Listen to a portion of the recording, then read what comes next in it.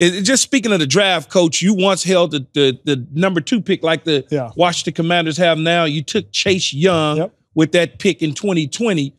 Why things didn't – what is it that made the things not work out the way you probably envisioned for Chase in Washington? I think the most unfortunate thing was the knee injury. You know, here's a young man that's had so much success through his entire career, and I think the knee injury was something that really set him back. It was a little more severe than people realize. You know, we didn't want to put it all out there. Yeah. He did everything he could to try and get himself back to where he needs to be. You started to see flashes of it, glimpses of it, and it was really one of those things that it was a pretty serious injury, and it takes a little bit longer. Not everybody can be an AP and come back in 8 months. They just can't. It takes time, and that's one of the things I think for Chase. It took a little bit more time than people expected, but he still has an opportunity. He did some nice things in San Francisco. He had a pretty solid game in the Super Bowl. You know, had the first sack of the game. So this is a guy that still has it.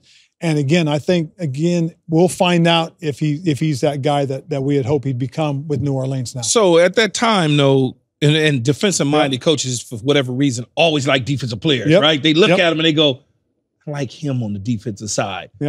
But that same year, there was quarterbacks in Tua, as well as Justin Herbert. Justin Herbert, exactly. Do you look back at that now and say, well, we needed a quarterback, but I'm a defensive-minded coach, and I have a certain style that I wanted to play. I wanted to run the ball. I wanted to play defense, and I needed a guy that quarterback-wise could just move the thing along, opposed to this franchise quarterback. When you look at that draft coming out, he was rated in some situations as the best player sometimes. Yeah.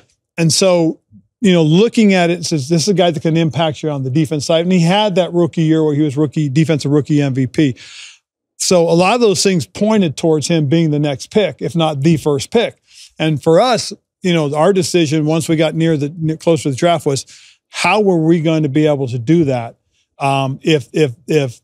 If he's sitting there at number 2, we got to take him. And not just because, you know, he's the best player on the board, but because at that time he was a guy that could impact your team through his defensive play. That was the mentality going into the draft. And so we did it that way. The thing you would have liked to have seen is also we didn't have an opportunity to go through OTAs and minicamp before the pandemic. Exactly. So that really kind of impacted some of our decision-making on some of the other picks we made during the draft as well, because we weren't quite sure what we had on our football team. Well, every NFL team has players that they wish they could go back and draft given the opportunity. Is there a player in mind that you think that you like maybe should have drafted or someone? Well, you know, Kiki, I think when you go back and you look at, you know, what happened in that draft, you know, in the 2020 draft, and how they are now. I mean, because hindsight is 2020, but Justin Herbert is a name that pops up, you know, that you think about. Here's a prolific style passer who's really shown everybody what he's capable of more so than anything else. And so, you know, being hindsight, that's a guy you could go back and say, hey, I'd love to have that guy. But again, we drafted Chase because we believe that this was a guy that could help impact the team from his defensive position. And again, as I said, he did do that his rookie year. So everything we thought we saw initially. You know, I guess it's weird, and I grew up under the tutelage of Bill Parcells and Bill Belichick. So my thought process, it's like a pyramid. I'm part of the limb and the tree with those guys. I think like them. Like you might think like Coach Dick in a certain sense. And when I look at it, and I just look at my career and I look at the quarterbacks. I played 11 years and I played with 17, 18 different quarterbacks. And we won a lot of games. I never played with a Hall of Fame quarterback, but we won.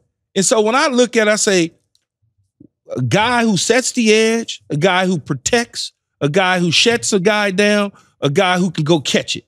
Those are my staple players. And then at the quarterback, I don't need Justin Herbert.